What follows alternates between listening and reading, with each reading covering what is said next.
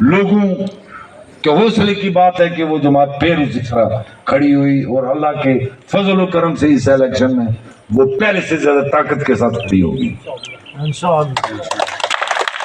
मैं ये समझता था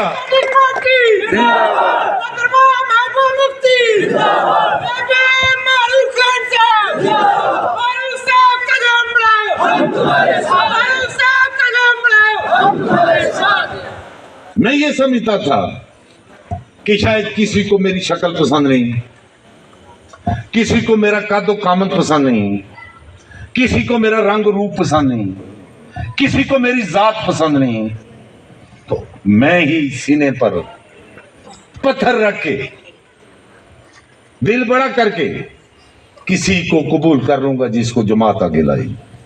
और एक बार उस जमात जिसकी क़यादत ने हमें इज्जत की जिंदगी दी, हमें इज्जत पैदा कर, ये मैं कर नहीं सकता।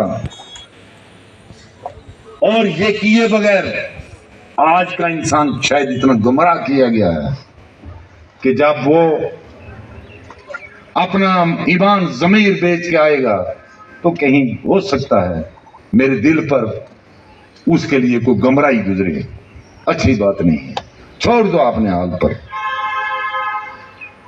ये जरूर अपील कर देंगे कि अपने ज़मीर का सौदा किए बगैर अपने ईमान से देख के, अगर आप इस मेंढर को बिहार में ही बनाना चाहते, एक साफ शफाफ केरला जैसा महजब इलाका बनाना चाहते हैं, तो फिर पैसे पर नहीं किरदार पर वोट देना, ये इरादा था कि ये पैगाम देंगे। एक इस वजह से मैं इलेक्शन नहीं लड़ना चाहता। एक दूसरी वजह जो है वो ये थी कि वो आज दिन के सिर मुड़ने वाला भी अपना सिर आपे नहीं मुड़ सकता।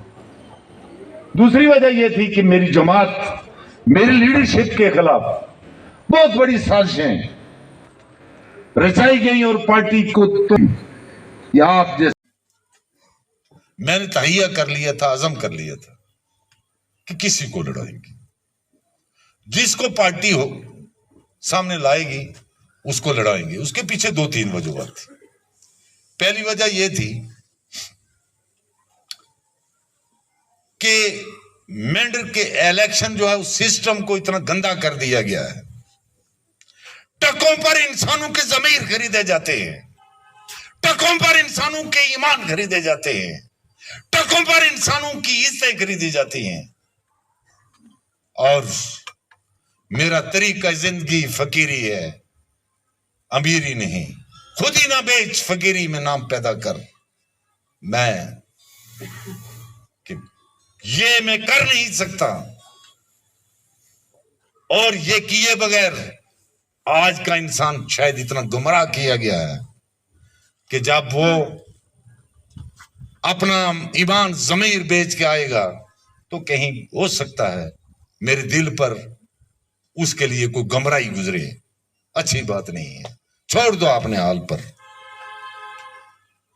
ये जरूर अपील कर देंगे कि अपने ज़मीर का सौदा किए बगैर अपने ईमान से देख के, अगर आप इस मेंढर को बिहार में ही बनाना चाहते, एक साफ शफाफ केरला जैसा महजब इलाका बनाना चाहते हैं, तो फिर पैसे पर नहीं किरदार पर वोट देना, ये इरादा था कि ये पैगाम देंगे। एक इस वजह से मैं इलेक्शन नहीं लड़ना चाहता। एक दूसरी वजह जो है वो ये थी कि वो आज दिन के सिर मुड़ने वाला भी अपना सिर आपे नहीं मुड़ सकता। दूसरी वजह यह थी कि मेरी जमात मेरी लीडरशिप के खिलाफ बहुत बड़ी साजिशें रचाई गई और पार्टी को तोड़ फोड़ गई। या आप जैसे इस रियासत में रहने वाले लोगों के हौसले की बात है कि वो जमात फिर उसी तरह खड़ी हुई और अल्लाह के फजल करम से इस इलेक्शन में वो पहले से ज्यादा ताकत के साथ खड़ी होगी। मैं ये समझता था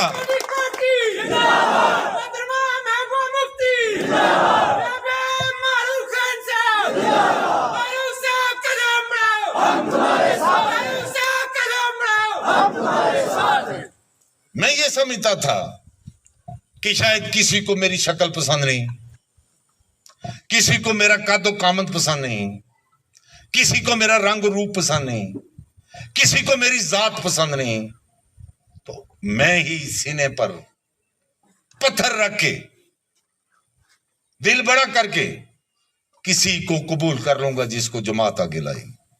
और एक बार उस जमात जिसकी क़यादत ने हमें इज्जत की जिंदगी दी, हमें इज्जत नफ्स दिया, और जाओ आज भी हमारी इज्जत नफ्स के लिए जदोजहद करती है, उनके झोली में एक बार मैं ये सीट दिलवाने में अपना हक अदा कर दूं। ये था मेरा इरादा। एक ये वजह थी। तीसरी जो वजह थी वो ये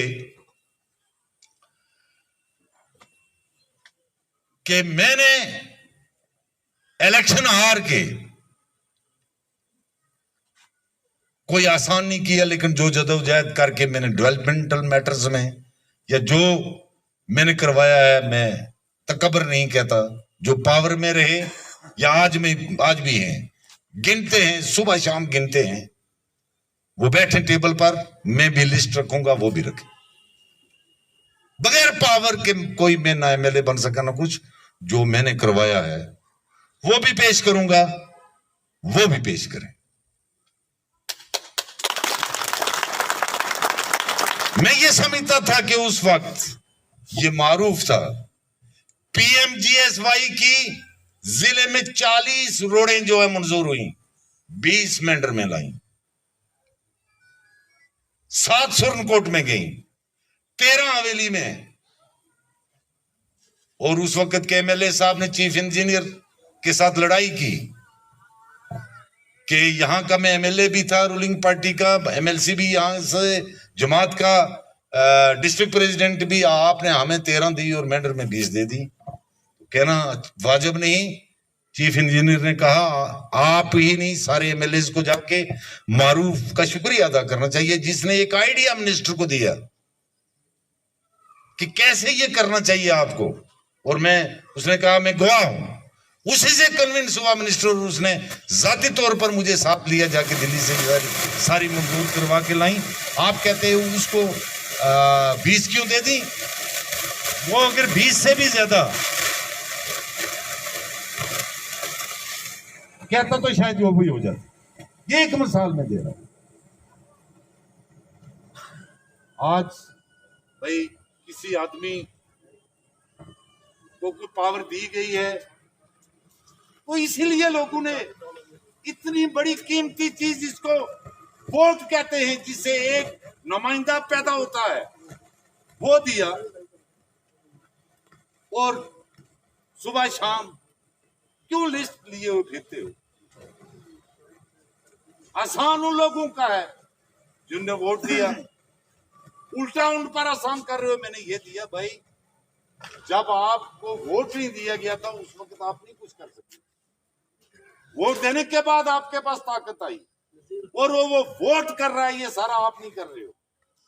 तो मैं तीसरी जो वजह थी वो इसलिए मैं नहीं लड़ना चाहता था, क्योंकि मैं ये समझता था, कोई बात नहीं इससे चले, मैं ये समझता था कि जो मैंने पहले हार के किया है, ऐसा ना हो कि यूटी के उस कमजोर होश में एक कमजोर एमएलए की शक्ल में अगर जीत के भी जाऊं, मैं वो ना कर सकूं। मुझ से लोगों से वो इंसाफ ना हो सके जो मैंने हार के किया। इसलिए मैं ये 3 वजूहात थी जिनकी वजह से मैं नहीं लड़ा। मेरी क़यादत ने न जाने अचानक